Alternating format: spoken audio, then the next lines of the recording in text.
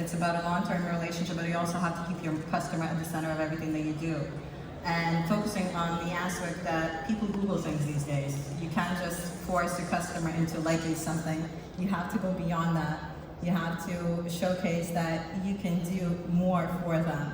And keeping the customer at the center of everything that you do, that's essentially what we do at Viseven, ultimately leads to better digital experiences for your clients.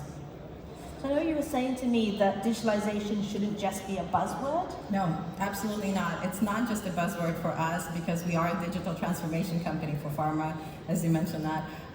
It should be a part of our lives. And essentially this summit just proves that digital is no longer something that is a concept. It's a part of our day-to-day routine for all of us, whether you're in the tech industry or not. Very neat. So what would you say that digitalization means to you?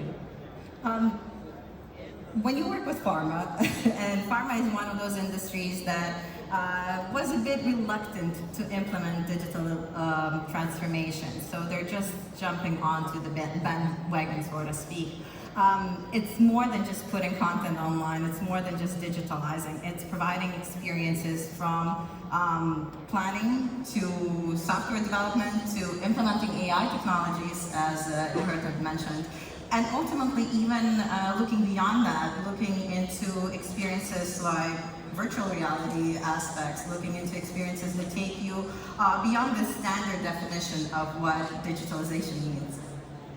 I think, Yuliya, you were also saying there were some interesting ways that you're using technology to help with problems. Absolutely. I know Alexander had mentioned MarTech, and obviously being Ukrainian, you cannot ignore the war that Russia launched against our country. But understanding the fact that with digitalization, you help your clients no matter what happens outside your door. And for us, it's part of our follow the sun approach. We do have teams that work remotely, based in Ukraine, but we also have teams that are based in India, based in Africa, in Argentina, based in the United States, and essentially all over the globe, to have that sort of constant communication with the client, to ultimately provide a sense of security for your customer, no matter what happens, whether missiles are flying over your house or you hear the sound of drones, you still have that sort of sense of normalcy for the customer at the end of the day.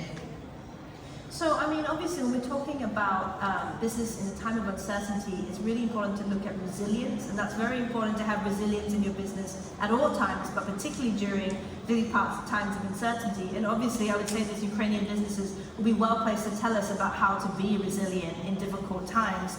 So I think, Yuliya, I know you had some very interesting examples about this. Well, in terms of resilience, as a business, you always have to have a contingency plan, no matter what. You sort of have to keep that in mind, and I think COVID taught us a lot, Alexander had mentioned, to work in very stressful situations to manage your time properly. So having a plan A, B, C, D, and being ready to implement a plan that's an E or an F, and outside that picture, being able to sort of roll with the punches and be flexible, and understanding that there are certain things and certain aspects that are beyond your control, but it's how you manage that.